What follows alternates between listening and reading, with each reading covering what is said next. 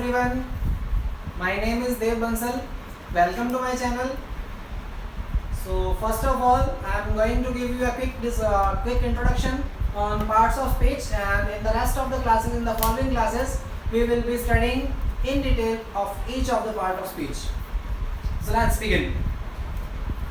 Part of speech. So a question arises in our mind that what is a speech?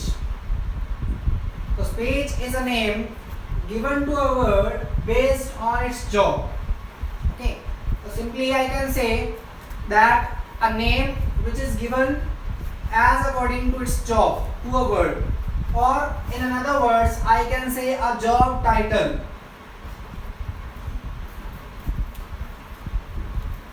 A person also does a job. If I am teaching, my job is to teach. My job title is teacher. Similarly, lawyer, trainer, doctors, etc. In the sentence, each word has a different job, and as according to its job, they are given a specific name, and these names are said to be parts of a speech. I think it's clear to you all. So now the question is, how many total parts of speech are there? So in total there are 8 parts of speech in numbers. And first one is noun, second is pronoun, third is verb, fourth is adjectives, fifth adverbs, sixth preposition, then conjunction, and the last but not the least is interjection. So these are the 8 parts of speech. You can arrange them in any manner. It's not necessarily that first of all कि हमें यहाँ पे noun ही लिखना है या second पे pronoun, ऐसा नहीं है. आप इसको किसी भी तरीके से shuffle कर सकते हो, कैसे भी आप लिख सकते हो. मैंने मेरे कंफर्ट के हिसाब से, मुझे मेरे इंपॉर्टेंस के हिसाब से लगा कि ये ज़्यादा इंपॉर्टेंट है, तो मैंने इसको मेरे हिसाब से अरेंज कर लिया है. वैसे मोस्ट ऑफ द आप देखोगे तो जो भी इंग्लिश के टीचर्स हैं, ट्रेनर्स हैं, वो आपको इसी तरीके से मतलब इनको लिस्ट करते हुए नजर आएंगे. तो हम पहला जो है पढ़ते हैं नाउन. सो नाउन क्या है? तो बेसिकली नाउन जो क्या है, एक नेमिंग वर्ड्स है. नाउन किसको बोलते हैं? हम कोई भी एक सेंटेंस के अंदर जितने भी नेम या नेमिंग वर्ड्स होते हैं उनको हम क्या बोलते हैं? नाउन बोलते हैं, नेमिंग वर्ड्स को. तो एक सेंटेंस जो है अपने आप में वो 2 वर्ड्स का भी हो सकता है, वो 20 वर्ड्स का भी हो सकता है, वो 200 वर्ड्स का भी हो सकता है. तो अगर हमें इंग्लिश ग्रामर को अच्छे से समझना है तो उसके लिए हमें हर एक वर्ड के बारे में पता होना चाहिए कि भी ये जो वर्ड है ये क्या काम करेगा, ये क्या है. तो उसके लिए हमें पार्ट्स ऑफ स्पीच को बेहद अच्छे तरीके से समझना बहुत जरूरी है. तो नाउन में फर्स्ट ऑफ ऑल जो है नाउन, तो ये नेमिंग वर्ड्स हैं सेंटेंस के. मैं आपको एग्जांपल देता हूँ. जैसे कोई भी चीज़ जो इस प्लेनेट पे एग्जिस्ट करती है, जिसका कोई ना कुछ नेम है, उस हर एक चीज़ जिसका कोई नेम दिया जा सकता है, चाहे वो कोई पर्सन हो, चाहे वो कोई एनिमल हो, चाहे वो कोई थिंग हो, चाहे वो कोई प्लेस हो, चाहे वो कोई इमोशन हो, फीलिंग हो, कोई आइडिया हो, इन सब को हम क्या कहते हैं? नाउन कहते हैं. एग्जाम्पल जैसे कि आप देखिए, ये जो है इसको हम क्या बोलते हैं? इसका क्या नेम है? इसका क्या नेम है बच्चों? इसका नेम है डस्टर. यस और नो? बिल्कुल. तो ये है डस्टर, है ना? इसका नेम है डस्टर. सिमिलरली ये जो एक ऑब्जेक्ट है, ये एक ऑब्जेक्ट है जो राइटिंग के लिए काम में आता है, जो व्हाइट बोर्ड पर राइट करता है ना. तो इसको हम क्या बोलते हैं? इस ऑब्जेक्ट का नेम है, इसका नेम है मार्कर, है ना. परमानेंट मार्कर भी होते हैं, टेम्परेरी मार्कर भी होते हैं. तो ये मार्कर. सिमिलरली नोटबुक्स पे हम लिखते हैं तो पेन से लिखते हैं, है ना.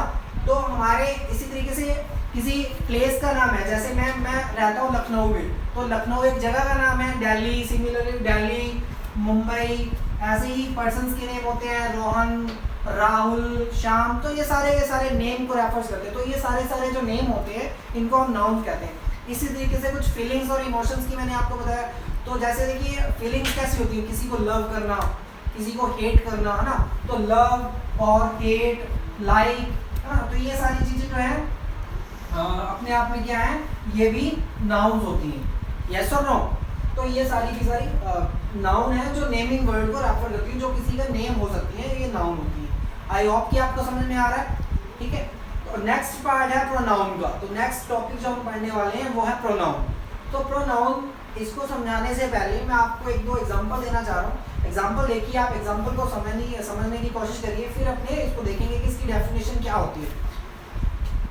देखो एक सेंटेंस आपके सामने लिखा गया है कि there is a boy, there is a boy,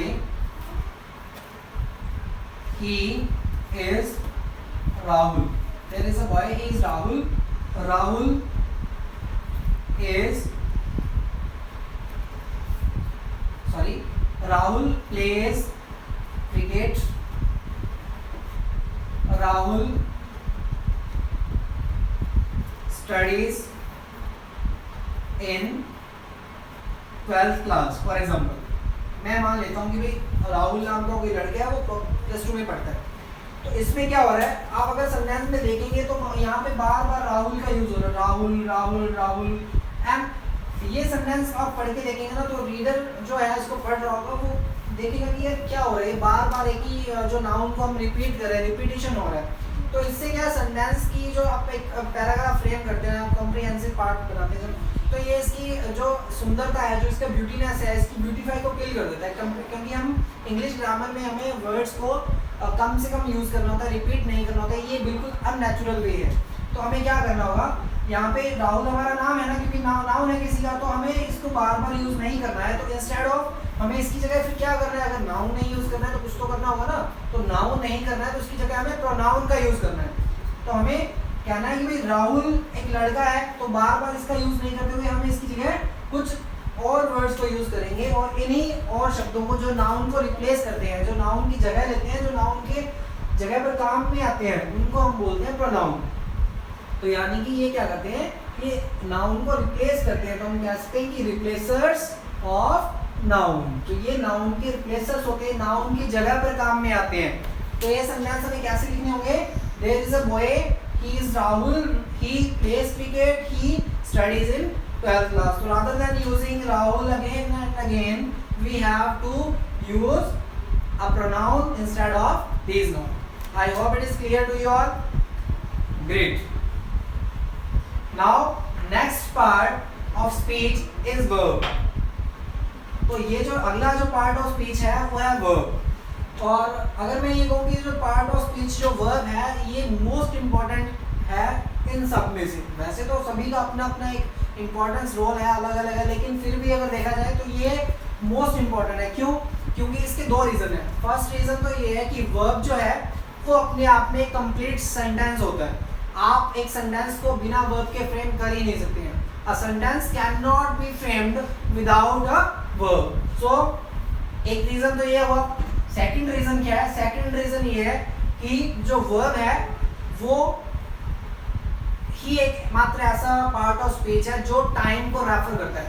अगर हमें किसी चीज़ को दिखाना है कि कोई काम प्रेजेंट में हुआ कि पास्ट में हुआ या फ्यूचर में होगा, तो वो कैसे दिखाएगा, वो कैसे पता चलेगा? वो वर्ब से हमें पता लगेगा। जो सेंटेंस में जैसी वर्ब यूज़ की होगी उसी के अकॉर्डिंग ही पता चलेगा। तो ये दो मेजर रीज़न है। अब हम देखते हैं कि सेंटेंस में अगर किसी एक पैराग्राफ में आप पढ़ रहे हो, कोई सेंटेंस पढ़ रहे हो, तो उसके अंदर आपको पता कैसे लगेगा कि कौन सा पार्ट जो है वो वर्ब की तरह फंक्शन कर रहा है। तो इसके लिए हमें उसको आइडेंटिफाई करना होगा। तो इसका जो आइडेंटिफिकेशन है ये कि एक तो वर्ब जो होती है वो हमेशा एक्शन को रिप्रेजेंट करती है। जो सेंटेंस में एक्शन हो रहा है उसको हम वर्ब कहते हैं। एंड सेकेंडली, सेंटेंस में जो स्टेट बताया गया हो, किसी की सिचुएशन बताई गई हो, नाउन की सिचुएशन हो या प्रोनाउन की सिचुएशन हो, तो स्टेट और एक्शन को जो सेंटेंस बताते हैं उनको हम, जो वर्ड बताते हैं उनको हम वर्ब कहते हैं। So let's look at the examples. I am giving you a couple of examples. First, if I say Kashish plays cricket. Okay, so Kashish plays cricket. So Kashish is a name of a person. It's a noun. And cricket is also भी, cricket भी तो किसी का नाम है ना, एक game है जिसका नाम है क्रिकेट, तो ये भी एक नाउन हुआ। तो हमारे पास दो नाउन। अब देखो तीसरा है हमारे पास ये जो वर्ड है प्लेज। अब ये क्या है, अब हमें पता लगाना पड़ेगा। तो ये क्या है, ये काम है, प्लेइंग का एक्शन हो रहा है, कोई खेल रहा है, तो ये एक्शन जो है एक्शन वर्ड हुआ, तो इसलिए ये हमारा वर्ब है।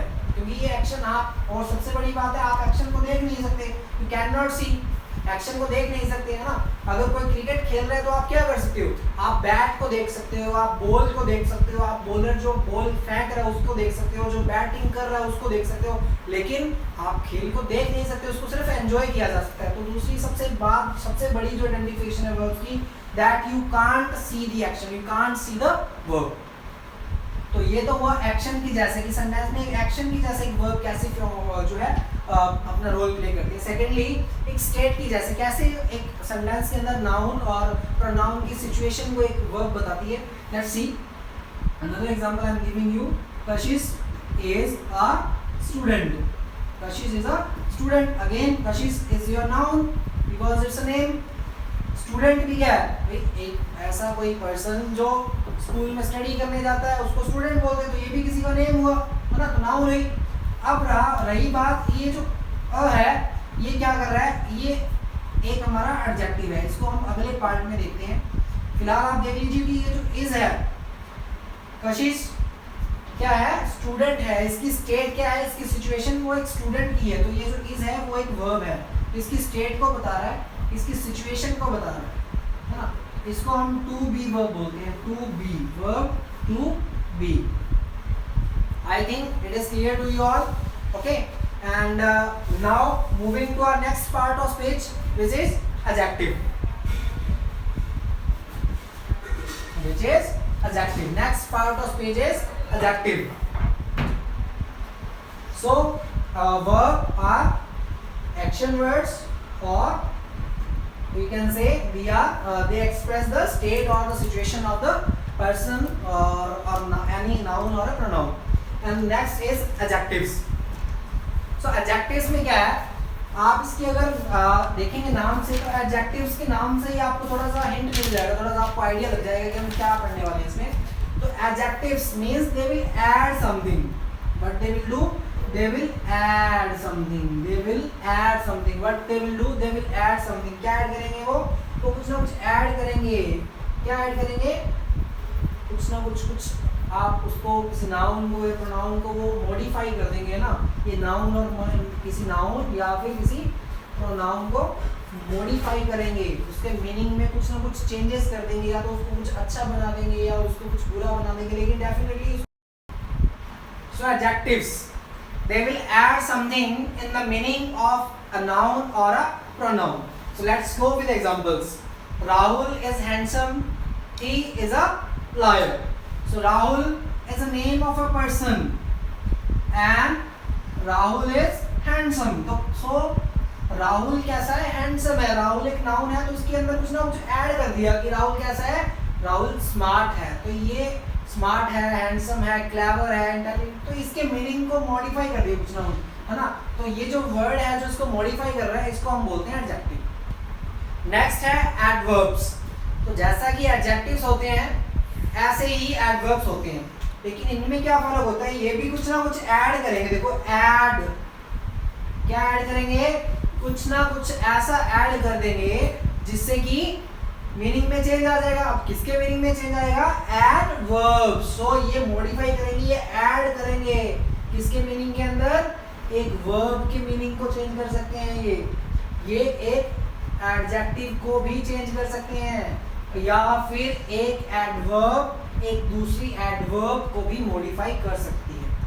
तो हम कह सकते हैं कि adverbs are the words that can modify a verb, an adjective और एन अनदर एडवर्ब। इसको भी हम मॉडिफायर ही बोलते हैं। तो इसके भी एग्जांपल्स देख लेते हैं, एग्जांपल से आपको क्लियर हो जाएगा सारी चीजें, कंफ्यूज नहीं होना।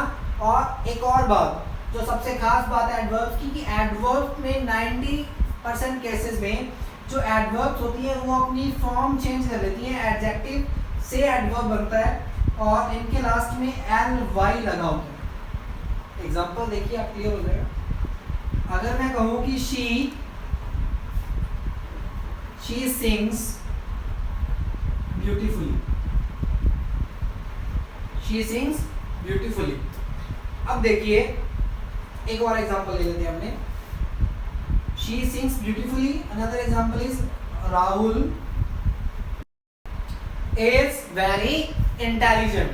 So ये दो एग्जांपल। तीसरा एग्जांपल हम लेते हैं, Reena is very very beautiful.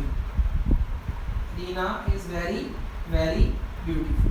ये हमारे पास 3 एग्जांपल्स हैं. तो देखो इनको समझते हैं. शी क्या है, एक लड़की की जगह यूज में हो रहा है ना. एक जो लड़की का किसी का नाम था लेकिन उसका नाम नहीं लिखा गया, उसकी जगह पर हमने प्रोनाउन का यूज किया शी का. और शी क्या कर रहा है, शी इज सिंगिंग, एक्शन हो रहा है, सिंगिंग का एक्शन हो रहा है ना. और अब बताओ ये जो वर्ड है ब्यूटीफुली, शी ब्यूटीफुल है क्या? नहीं, शी ब्यूटीफुल नहीं है. The manner of singing is beautiful. तो यहाँ पर ये जो वर्ड आया है ब्यूटीफुली, ये शी के लिए नहीं है, ये किसके लिए आया है? सिंग्स के लिए आया है, हमारी वर्ब के लिए आया है. इस वर्ब को मॉडिफाई कर रहा है. समझ रहे हो ना क्या कह रहा हूँ?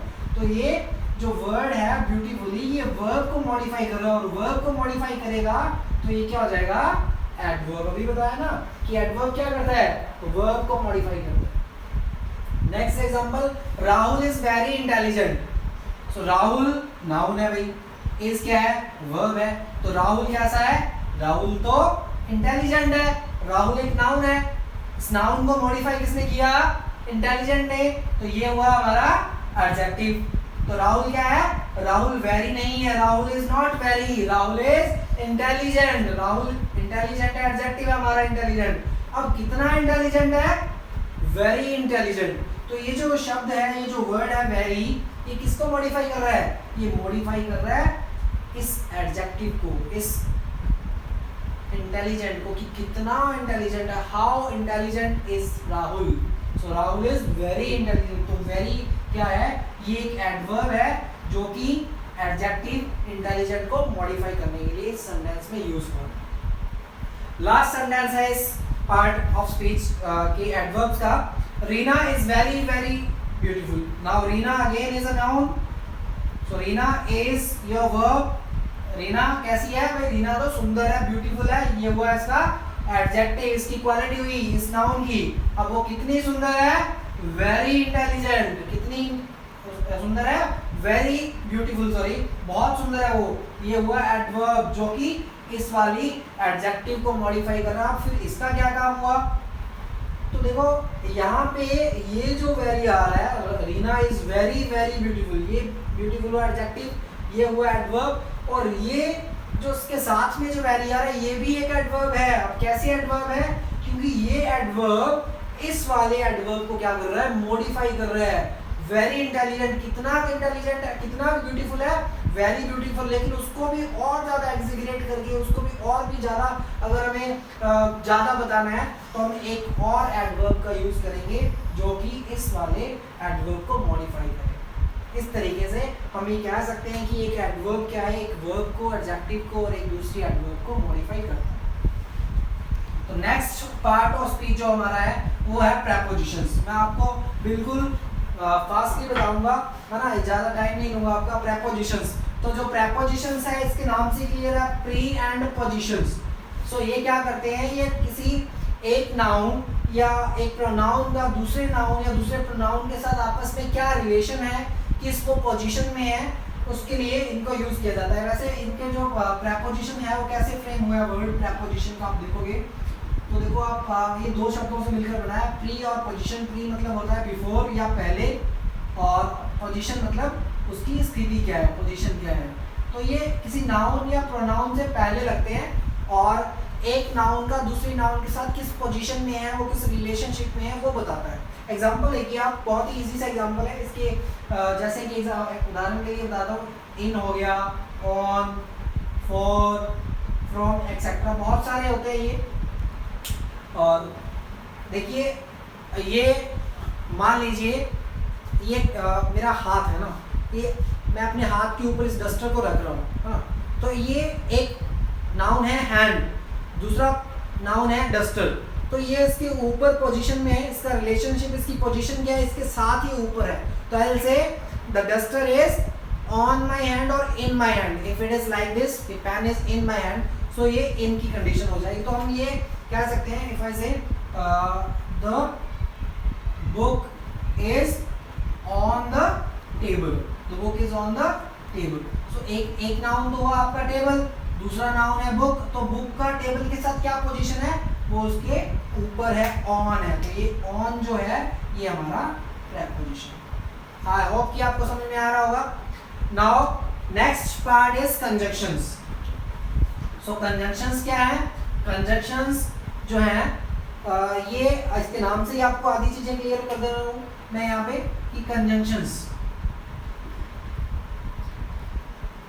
दे विल को जंक्शंस, है ना। कंजंक्शन, जंक्शंस किसको बोलते हैं बेटा, जंक्शन बोलते हैं जहाँ पे दो चीजें आके मिलती हैं, एटलीस्ट दो चीजें मिलती हैं, उसको बोलते हैं जंक्शन।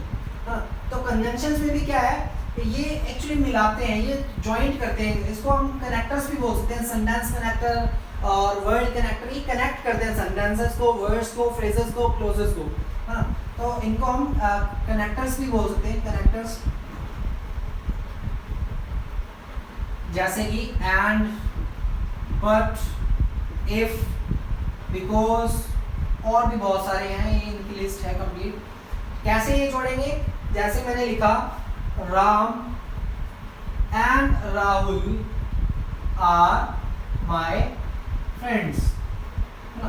तो क्या हुआ, राम भी नाउन है, राहुल भी नाउन है, और ये जो एंड है ये क्या कर रहा है, इन दोनों को मिलाने का काम कर रहा है, सेंटेंस को एक कर दिया इन्होंने एंड में, तो इसको हम क्या बोलते हैं, कंजंक्शंस बोलते हैं। ऐसे ही बट है, इफ है, बिकॉज है, बहुत से अलग अलग हैं, इनको डिटेल में तो हम तभी पढ़ पाएंगे जब हम इसको पूरा चैप्टर को अलग से पढ़ेंगे। और आज की क्लास का हमारा बिल्कुल लास्ट टॉपिक है, वो है इंटरजेक्शंस। इसका जो है अगर देखा जाए तो इंग्लिश ग्रामर के अंदर, राइटिंग के अंदर इसका यूज़ बहुत कम होता है, और स्पीकिंग के अंदर हम जब बोल रहे हैं तो उसका हम यूज़ कर लेते हैं, इसका काफ़ी यूज़ होता है मतलब। तो इंटरजेक्शंस क्या होते हैं, ये बेसिकली सडन एक्सप्रेशंस होते हैं हमारे, जो इमोशंस होते हैं, सडन एक्सप्रेशंस कह लो आप, सडन इमोशंस कह सकते हैं अपने, सडन फीलिंग्स के जो होती है, इनको हम क्या बोलते हैं, इंटरजेक्शंस। जैसे आप बहुत ज़्यादा खुश हैं, तो आप खुश, आप क्रिकेट मैच खेल रहे हो, आप क्रिकेट मैच जीत गए और खुशी से बोल रहे हो वाओ, तो वाओ क्या है, वो एक इंटरजेक्शन है जो आपकी फीलिंग्स को एक्सप्रेस कर रहा है इन अ बेटर मैनर। तो इनकी आइडेंटिफिकेशन क्या होगी, इनके लास्ट में आपको साइन ऑफ एक्सक्लेमेशन हमेशा मिलेगा, वाओ, अल्लास, हे, हाय, एक्सेट्रा। तो ये सारे के सारे इंटरजेक्शंस होते हैं हमारे, इनको डिटेल में फिर पढ़ेंगे जब पूरी क्लास होगी। आई होप कि आपको समझ में आया होगा। If you like my video please subscribe the channel, hit the like button and share with your friends and family. Thank you so much.